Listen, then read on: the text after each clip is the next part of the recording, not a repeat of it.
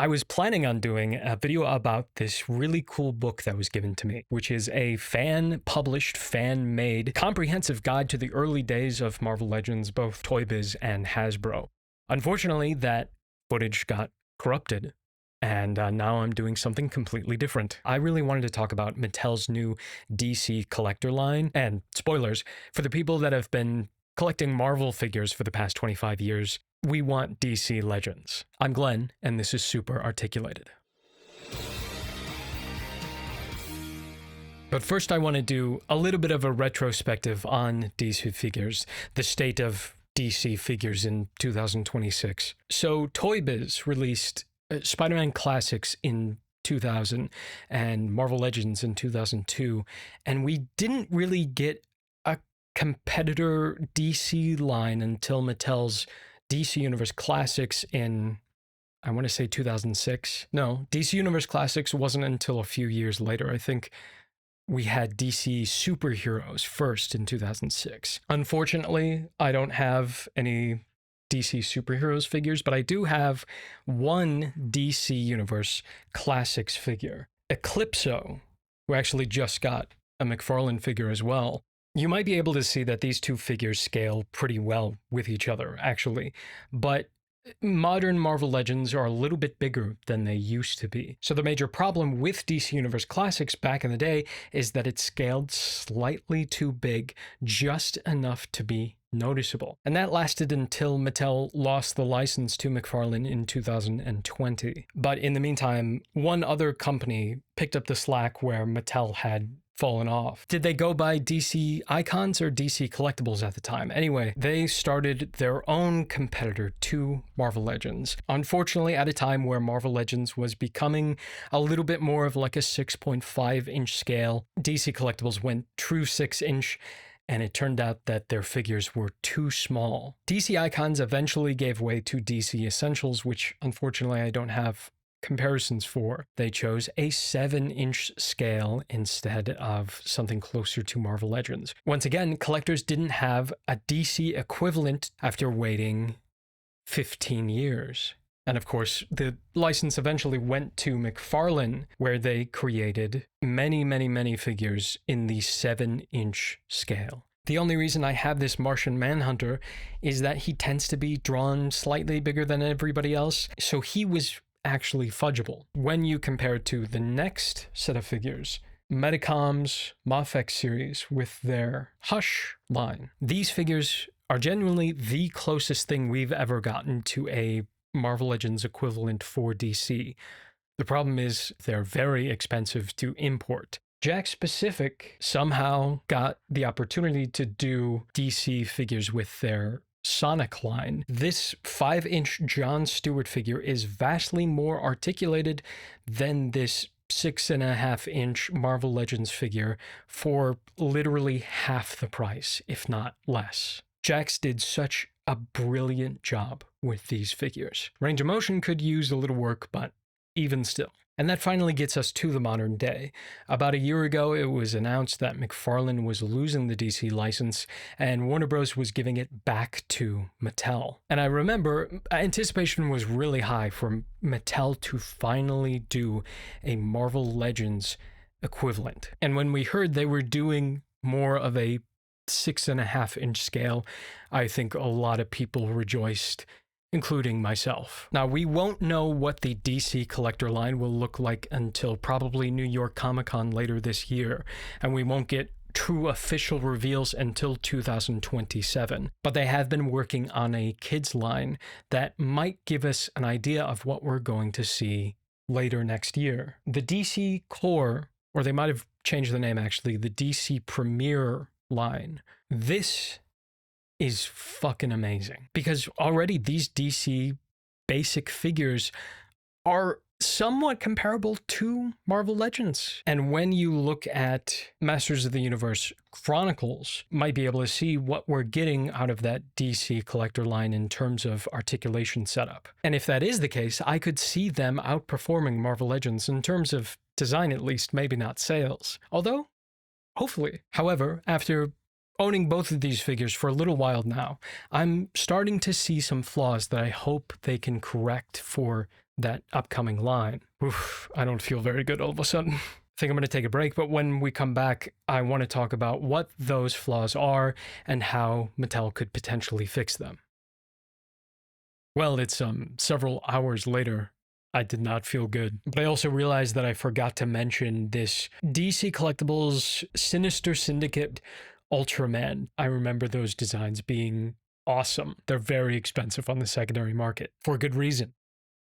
Anyway, while I was away, I wrote down 3 pages of things that I'd like to see implemented in Mattel's DC collector line, and that's too much. So I'm probably going to have to split this video up into 2 separate parts. But right now, I just want to get to the nitpicky stuff, not the broad appeal, big picture stuff.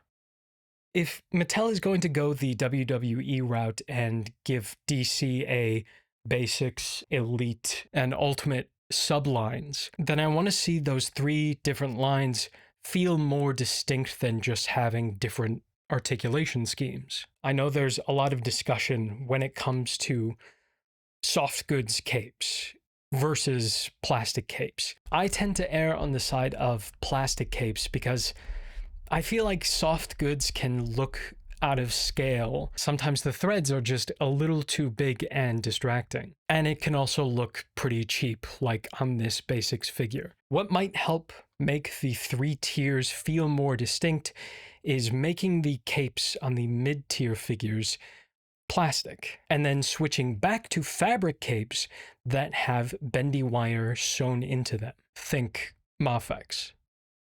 Please don't include unnecessary texturing in the sculpt, like on this core Batman. But like fabric capes, that texturing can feel out of scale, and overall it just doesn't mesh well with the smooth, skin-tight comic book feel.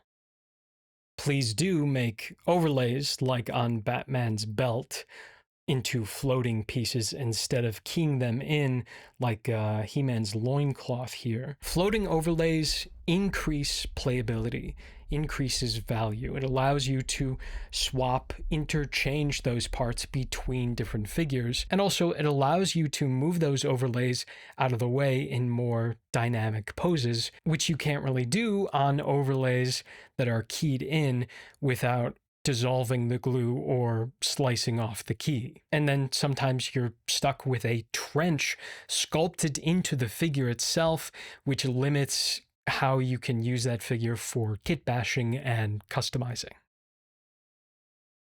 Please don't use pin and cap butterfly joints, at least how they're implemented now. It does allow the shoulders to shrug, but does fuck all for forward and back range of motion. They might as well just not even be there. Instead, I would say cut out more of that shoulder and raise the cap to replace it, similar to Mafex figures. They get a far more effective range of motion in their shoulders with the exact same setup, just cut a little differently. Or, and this is important, you can go back to the old Four Horsemen style shoulders that are both larger and set into the torso that offset the peg of the bicep cut so that it can get a far greater range of motion crossing the arm in front of the medial line, more so than even a standard butterfly joint on Marvel Legends. But please do smooth out the joints between knees and elbows. It just feels more natural, looks more organic than hitting bisect on 2 intersecting meshes that just creates a straight, unnatural feeling cut, like on the DC core Batman. You can see that they kind of tried, but the lower leg definitely has a cavity where that knee is supposed to sit. Looks weird. Please do include ball and socket waists, or the pelvis, although maybe work on the range of motion a little bit, even with the inclusion of the diaphragm joint and the neck, just barely get any forward or back range of motion. While you're at it, maybe don't clamp the mid-torso around the ball joint coming out of the pelvis so that it can be made removable, interchangeable to benefit customizers and such. Please don't include drop down hips. It just creates an unnecessary breakpoint on these figures and doesn't increase range of motion as much as you would think. I would rather they concentrate more on the range of motion of the hip, like on that Odious figure that I'm actually going to get an insert shot of for this video. And in addition, I'd like to see them turn that crotch piece into a low durometer, soft PVC plastic that sort of gets out of the way when the leg articulates up, like McFarlane figures. Part of his ass is sculpted on his leg. It's probably why he doesn't get great rotation. And finally, Mattel. I really love the portraits on these DC core figures. Please make these heads compatible with the mid-tier and collector lines as well. I'm the type of consumer who's really only interested in that collector line, but if you make those heads compatible, that would give me a reason to buy the mid-tier and basic figures as well. But overall, I think Mattel is doing a really great job right now. I'm extremely excited to see that DC collector line, and I hope it's so good that it forces me to stop collecting Marvel Legends. But I still have 2 pages here of things that I'd like to see from Mattel's DC collector line. So I guess I'll see you in part 2. And please let me know in the comments what you want to see out of this new DC line. Subscribe to see part 2 whenever I get around to it, and if you liked this video, click like. Hype the video if you're on mobile and you still have some points left over, and thank you for watching. I'm Glenn, and this is Super Articulated. Next week, I'm going on vacation, so I might not have a traditional upload schedule for the next couple weeks, probably, so I apologize for that. See you in a few weeks.